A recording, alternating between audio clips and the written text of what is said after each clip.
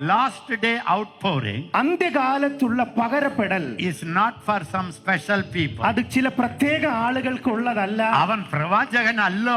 അവർ പ്രവാചകനാണല്ലോ. അവിടം പോയി പ്രവാചകം കേൾക്കലാമല്ലോ. പ്രവാചകന്റെ അടുത്ത് പോയിട്ട് പ്രവചനം കേൾക്കാമല്ലോ. That's not last day revival. അതല്ല അന്ത്യകാലത്ത് നടക്കുന്നത്. In the last day അന്ത്യകാലത്ത് I will pour out ഞാൻ എന്റെ ആത്മാവിനെ എന്റെ ആത്മാവിനെ പകരും upon all flesh. സകല ജഡത്തിന്മേലും. Listen. ശ്രദ്ധിക്കുക. Your sons, നിങ്ങളുടെ മക്കൾ, your daughter, നിങ്ങളുടെ പുത്രിമാർ shall prophesy. അവർ പ്രവചിക്കും. ഹല്ലേലൂയ.